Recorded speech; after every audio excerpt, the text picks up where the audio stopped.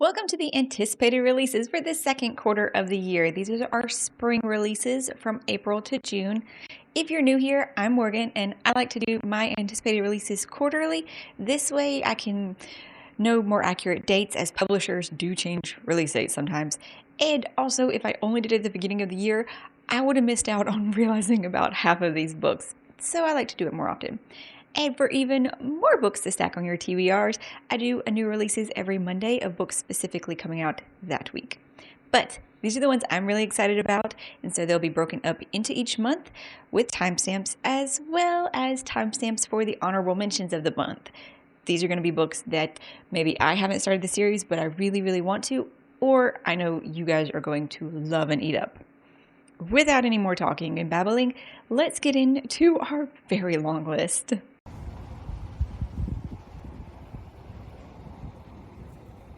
Starting off our list in April is going to be the second book in the Shadows of the Leviathan series. This is a fantasy science mystery. I won't say sci-fantasy because it doesn't have huge sci-fi elements, but also for a fantasy, it's one without a magic component, at least so far. Instead, it has a very different form of science and development. In the canton of Yarrowdale, at the very edge of the Empire's reach, a treasury officer has disappeared into thin air, vanishing from a room within a heavily guarded tower, and its door and windows locked from the inside. To solve the case, the Empire calls on its most brilliant and mercurial detective, the great Anna Dolbara. At her side, as always, is her bemused assistant, Denius Cole. Anna soon discovers that they are investigating not a disappearance, but a murder, and one of surpassing cunning carried out by an opponent who can pass through warded doors like a ghost. Super excited. I highly recommend checking out The Tainted Cup, the first one introducing you to these characters. And once I've read this one, I'll be able to tell you if you actually have to start with The Tainted Cup, or you could pick up either of them. Another sequel coming out on the 1st is Vera Wong's Guide to Snooping on a Dead Man by Jessie Q. Sutanto. Ever since a man was found dead in Vera's tea house, life has been good. For Vera, that is. She's surrounded by loved ones, her shop is bustling, and best of all, her son Tilly has a girlfriend. All thanks to Vera, because Tilly's girlfriend is none other than Officer Selena Gray, the very same officer that she had harassed while investigating the tea house murder. Still, Vera wishes more dead bodies would pop up in her shop, but one mustn't be ungrateful, even if one is slightly bored. Vera is a bit different. She's a bit different, but well-meaning. Our last one for the first is another sci-fi with dystopian almost? No, not yet. We're not. Okay. I'm getting ahead of myself. The book is The Beauty of the End by Lauren Steinstra. Charlie Tanhill and her twin sister Maggie are just 8 years old when an unfortunate scientific discovery upends their world. The world and the world order. The revelation, extinction, encoded in every creature's DNA. The expiration date for humans, only 4 generations away. A decade later, unsure of what tomorrow holds, Charlie and Maggie enroll as counselors in a government-run human husbandry program. By offering cash rewards for reproduction, they hope to forestall humanity's decline and discover a genetic mutation that might defeat it. While Charlie struggles with the ethical implications of the work, Maggie makes unspeakable sacrifices to improve her odds of success. But such unchecked ambition could come at a greater cost than even she realizes. Moving along to April 8th, we have Cold Eternity by S.A. Barnes. This is another sci-horror implementation thing. Haley is on the run from an interplanetary political scandal that has put a huge target on her back. She heads for what seems like the perfect place to lay low, a gigantic space barge storing the cryogenically frozen bodies of Earth's most fortunate citizens from more than a century ago. The cryo program, created by trillionaire tech genius Zale Winfred, is long defunct, and the AI hologram hosts, ghoulishly created in the likeness of Winfred's 3 adult children, are glitchy. The ship feels like a crypt, and the isolation gets to Haley almost immediately. She starts to see figures crawling in the hallways, and there's a constant scraping, slithering, and rattling echoes in the vent. It's not long before Haley realizes she may have gotten herself trapped in an even more dangerous situation than the one she was running from. On the 15th, we have the second book in the Sandsea trilogy, that is The Ashfire King by Chelsea Abdullah. The first book started the Stardust Thief, and we were following Luli Nazari, and she was the notorious Midnight Merchant, a criminal with the help of her Jinn bodyguard who hunts and sells illegal magic. When she saves the life of a cowardly prince, she draws the attention of his powerful father, the Sultan, who blackmails her into finding an ancient lamp that has the power to revive the barren land and at the cost of sacrificing all Jinn. Luli has to agree to work for the Sultan, though, in order to, not be executed once her secret as the Midnight Merchant is discovered, because she trades in magical artifacts, and that's why it's bad. In this, though, her and Prince Mazin, who was not actually supposed to be there, he kind of tricked her into letting him come.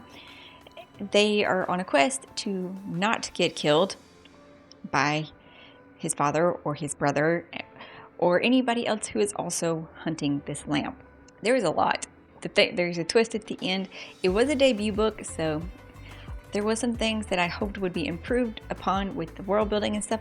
I thought it was really cool, though, how it did implement in stories of like 1001 Tales and Arabian Nights, that was kind of woven into this a little bit, like the starting points, neither here nor there, but long ago.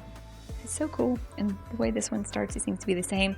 So very much looking forward to see how this one goes.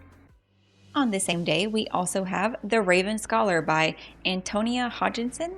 Let us fly now to the Empire of Outrun, where after 24 years of peace, the reign of Barristan the Brusque has come to an end.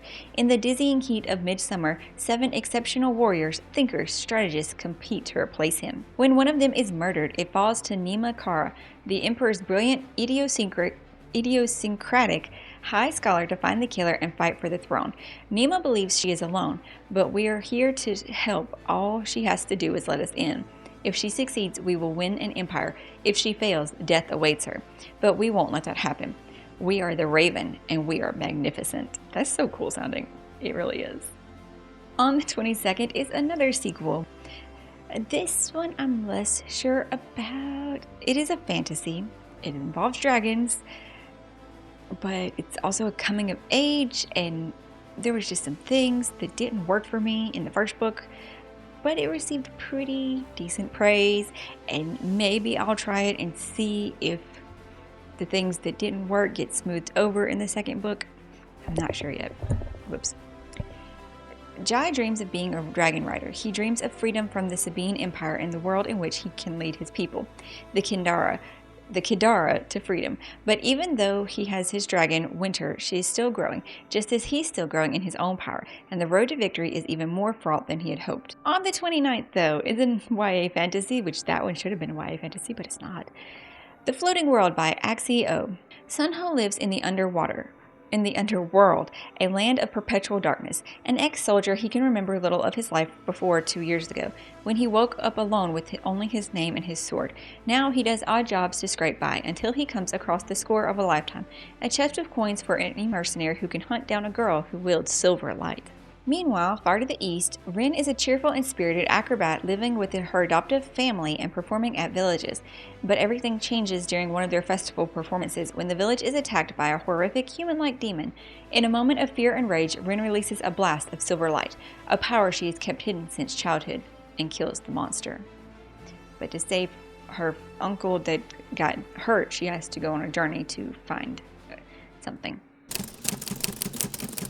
April's honorable mentions. We start on April 1st with Faithbreaker by Hannah Kaner. This is the epic finale to the Fallen Gods trilogy that started with Godkiller.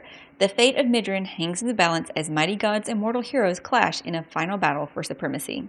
I still have to start the first book, but the whole trilogy is now done. Also on the 1st is Garden of Sanctuary by Pirate Abba. This is book 15 in the Wandering Inn web serial, but 15 to be bound and printed. Also on the 1st is Gifted and Talented by Olivia Blake. Where there's a will, there's a war. Thayer Wren, the brilliant CEO of Renfrere Megatech and so-called father of modern technology, is dead.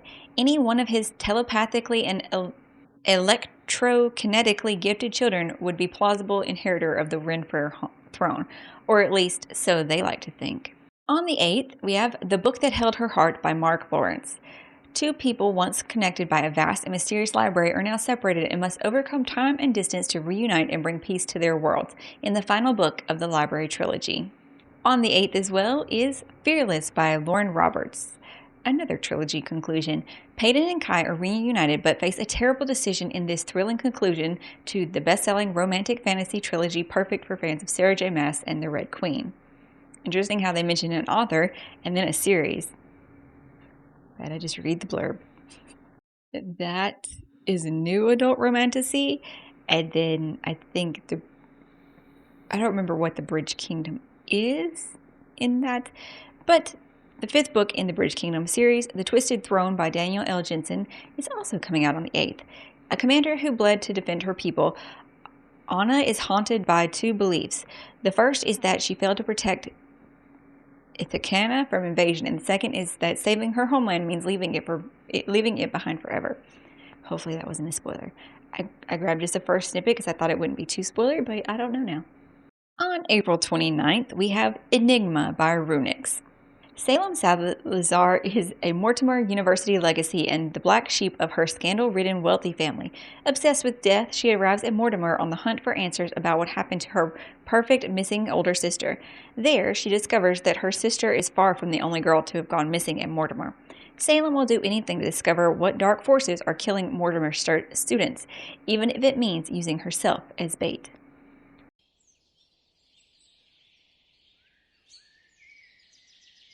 Moving into May, most of the ones for this month are kind of at the end of the month, but I do have a few towards the beginning, a little bit. Like on the 6th, we have Overgrowth by Myra Grant. Since she was 3 years old, Anastasia Miller has been telling anyone who would listen that she's an alien disguised as a human being, and that the armada that left her on Earth is coming for her. Since she was 3 years old, no one has believed her. Now, when an alien signal from the stars being broadcast around the world, humanity is finally starting to realize that it's already been warned, and it may be too late. The invasion is coming. Statia's biological family is on the way to bring her home, and very few family reunions are willing to cross the gulf of space for just one misplaced child. Then on the 13th, we have The Incandescent by Emily Tesh. Dr. Walden is the director of magic at Chetwood School and one of the most powerful magicians in England. Her days consist of meetings, teaching A-level invocation to talented students, chaotic sixth formers, more meetings, and securing the school's boundaries from demonic incursions. Walden is good at her job. No, Walden is great at her job. But demons are masters of manipulation, and her responsibility to keep her school with its 600 students and centuries-old legacy safe, and it's possibly the entity Walden most needs to keep her school safe from, is herself. Dark academia, fantasy, something twist going on there. On to May 20th, we have The Night and the Moth by Rachel Gilling. Sybil Delling has spent 9 years dreaming of having no dreams at all. Like the other foundling girls who trade a decade of service for a home in this great cathedral, Sybil is a diviner. In her dreams, she receives visions from 6 unearthly figures known as omens. Just as she and her sister diviners near the end of their service, a mysterious knight arrives at the cathedral. Rude, heretical, and devilishly handsome, the knight Roderick has no respect for Sybil's visions. But when Sybil's fellow diviners begin to vanish one by one, she has no choice but to seek his help in finding them. For the world outside the cathedral cloister is wrought in peril. Only the gods have the answers she is seeking, and as much as she'd rather avoid Roderick's dark eyes and sharp tongue, only a heretic can defeat a god. So I'm very interested to see what she does here in this one after reading One Dark Window, and that was pretty good. The same day, we have The Memory Collectors by Dante Meserve. What would you do if you could spend an hour in your past? 4 strangers in the beach town of Ventura, California are about to find out. Elizabeth aches for one more precious hour with her son, who died in a senseless accident. Andy is desperate to find his first love, who vanished after a whirlwind romance. Logan craves the rush of surfing and mountain climbing, yearning to reclaim the freedom he lost after a misstep landed him in a wheelchair. Brooke is looking for an hour of relief from the guilt of an unforgivable mistake. Enter Aeon Expeditions, the groundbreaking time travel inventions of Mark Saunders, which allows some lucky clients the chance to spend an hour in the past. Even though Aeon's technology ensures time travel can't alter the future, all 4 clients, including Mark's ex-wife Elizabeth, yearn to revisit the hour that changed their lives forever. On to the 27th, The Grimoire Grammar School Parent-Teacher Association by Catalin Rozakis.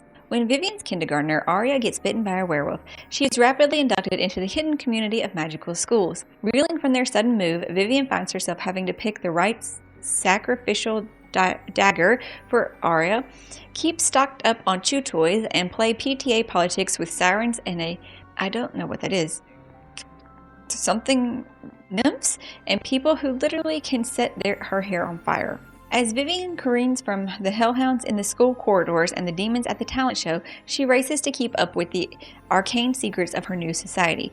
Shops only accessible by magic portal, the brutal trials to enter high school, and the eternal inferno that is the parents' WhatsApp group. And looming over everything is a prophecy of doom that sounds suspiciously like it's about Arya. Vivian might be facing the end of days, just as soon as she can get her daughter dressed and out the door. I'm going to check that out. I really am, because I liked her first book, Dreadful. That's the name of it. Couldn't think of it a minute ago. Dreadful, very funny, different spin on the whole evil wizard thing.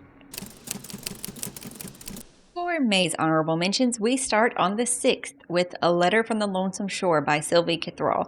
This is the conclusion to the Sunken Archive duology that started with A Letter to the Luminous Deep, where you have two academics sending letters back and forth, one who lives in an underwater city, but by no mere coincidence, a seaquake destroys E's home, and she and Henry vanish. Then a year later, it picks up with E's sister Sophie and Henry's brother Virion, and as they're left to solve the mystery of their siblings' disappearance. And this one continues on in that story. On the 13th is one that so many people are excited for. I still haven't read any of his work, so I don't know. The Devils by Joe Abercrombie. This is a new book, though, that's not connected to any of the worlds that he's written so far. Holy work sometimes requires unholy deeds. Brother Diaz has been summoned to this sacred city where he is certain a commendation and grand holy assignment awaits him. But his new flock is made up of unrepentant murderers, practitioners of ghastly magic, and outright monsters. The mission he is tasked with will require bloody measures from them all in order to achieve its righteous ends. Also on the 13th is another duology conclusion, A Curse Carved in Bone by Daniel L. Jensen. It started with A Fate Inked in Blood, as we are following a shield maiden blessed by the gods, battles to unite a nation under a power-hungry king, while also fighting her growing desire for his fiery son.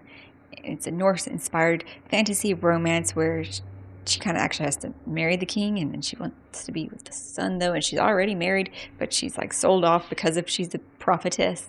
On the 27th, we have another duology, Everybody Wants to Rule the World Except Me by Django Wexler. This one is following Dark Lord Davy, as she was the hero, but she gets stuck in a time loop where the evil villain is always winning. So she decides to change sides and become the Dark Lord herself. It sounds also humorous, and as a duology, it makes it all the more that I want to just pick them up. Our last one for May that also comes out on the 27th is The Sword Triumphant. This is the conclusion of the Lance of the Firstborn trilogy. The first book started with The Sword Defiant. Many years ago, Stellar Aelfric and his 9 companions saved the world, seizing the Dark Lord's cursed weapons along with his dread city of Necrad. That was the easy part. Now when Alfred, keeper of the cursed sword Spellbreaker, learns the new and terrifying threat, he seeks the 9 heroes once again. But they are wandering adventurers no longer. Yesterday's eager heroes are today's weary leaders, and some have even turned to the darkness, becoming monsters themselves. This is another series that I really need to start, because I own the first book. Moving into June, the first book up technically released in the UK already, but it is releasing in the US on June 3rd. This is Shroud by Adrian Tchaikovsky. They looked into the darkness, and the darkness looked back. New planets are fair game to asset strippers and interplanetary opportunists, and a commercial mission to a distant star system discovers a moon that is pitch black, but alive with radioactivity. Its high-gravity, high-pressure, zero-oxygen environment is an anathema to human life, but ripe for exploration, so they named it Shroud. Under no circumstances should a human end up on Shroud's inhospitable surface, except a catastrophic accident sees Juna Sealander and Attini, doing just that, forced to stage an emergency landing in a small, barely adequate vehicle. They are unable to contact their ship and are running out of time. What follows is a grueling journey across land, sea, and air. During this time, Juna and Mai begin to understand Shroud's dominant species. It also begins to understand them. Similar to other themes that Tchaikovsky has played with in his novels. Very much looking forward to it. I love his sci-fi books. Also on the 3rd is the second book in the Fates Thread series. I don't know if it's a duology, a trilogy. This is The God and the Guaishin by Sophie Kim. I might have said that word wrong. It's Korean. I'm not entirely sure. This, though, follows after The God and the Gumiho, where we are following Setka the fallen god. He was a trickster god who got kicked out of his pantheon and has to live on the mortal plane after a scuffle where he jokingly tried to kind of take over. But all of the beings he freed from the bad world are running rampant on the mortal plane, so he has to hunt down and get rid of all of them now. And once he does, he can maybe become a god again. At the same point, though, and is taking place in 90s Seoul, our other main character, Hani, is the infamous Scarlet Fox, I think was what she was. She's a gumiho. And after, a bit of a killing spree in the 1800s, she's very well known but has been in hiding since then. A recent event, though, makes it look like the Scarlet Fox is back, but she can't let herself get caught, so she ends up working with Setka to uncover what's really going on. And they were adorable. Moving on from that one is a book coming out on June 10th, Bury Our Bones in the Midnight Soil by V.E. Schwab. Set over 500 years, this tale of 3 sapphic vampires is a story about hunger, rage, and the ways in which women are told to be satiated even when they aren't. Santo Domingo de la Calzada, 1532. London, 1827. Boston, 2019. 3 young women, their bodies planted in the same soil, their stories tangling like roots. One grows high, one grows deep, and one grows wild. And all 3 of them grow teeth. Also on the 10th is The Witch Roads by Kate Elliott. Status is hereditary, class is bestowed, trust must be earned. When an arrogant prince and his equally arrogant entourage get stuck in the Orleander halt as part of a political plot, competent and sunny deputy courier Aline, once a child slave meant to shield noblemen from the poisonous Paul, is assigned to guide him through the hills to reach his destination.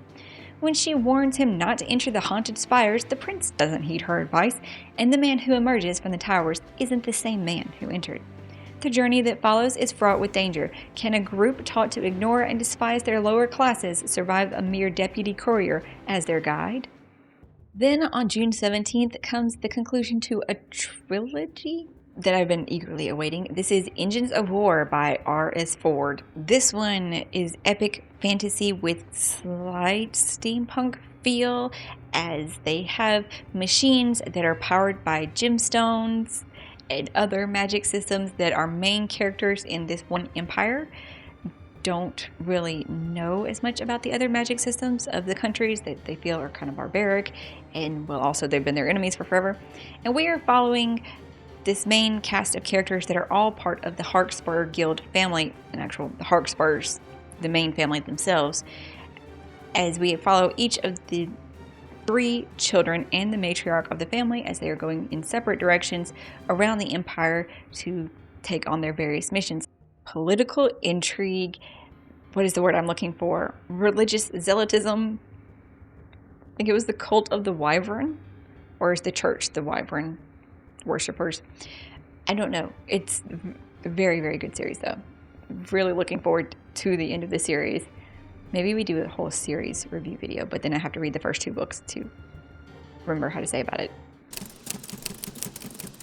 June's honorable mentions start on June 3rd with Bee Speaker by Adrian Tchaikovsky. This is the 3rd book in his Dogs of War series. It's science fiction where the future has genetically engineered bioforms, and there becomes a war between, I think, these bioforms and Earth, and it seems like every book is following a different set of characters. The first book was called Dogs of War, and you're following Rex, who is a genetically altered dog humanoid, and his master is being tried for war crimes. In the second one, it seems to be taking place on Mars, and it's called Bearhead, so I think we're following that. And Beast Speaker has an odd-looking cover. I don't quite know what is happening there, but events have obviously taken place, war and worlds, and who's controlling the Earth or the solar system in general. Our last book for this list is coming out on June 24th, and that is Heart of the Weirdwood by R.J. Barker. It takes place, or started with the gods of the Weirdwood, and this is the end of the Forsaken trilogy. In a world locked in eternal winter and haunted by prophecy, a young boy trains for years to become the chosen one, only for another to rise and claim his place. 20 years later, Kahl lives a life of secrecy on the edges of Krulla's giant forest, hiding what he is, running from what he can do. But when he is forced to reveal his true nature, he sets off a sequence of events that will reveal secrets that will shake the bedrock of his entire world and expose lies that have persisted for generations. I've heard very good things about the first books. So a series, trilogy, that should be looked into. We've reached the end of our very long anticipated releases. There are so many that I'm hoping to get to in a timely manner. And I hope that you found new ones on this list as well. Or if you are someone who doesn't start the series until it's at the end, maybe now with all the conclusions we listed, you have some to pick up. I would love to know in the comments though which books you're most looking forward to. Or if you just want to say something and you were kind enough to stay all the way to the end of the video and you don't know what to say, you could leave an elf emoji because it's so random. And probably no one will do it if they aren't asked to. I hope you're having an excellent day, finding something great to read. You might subscribe if you really like this, and I'll see you in the next one.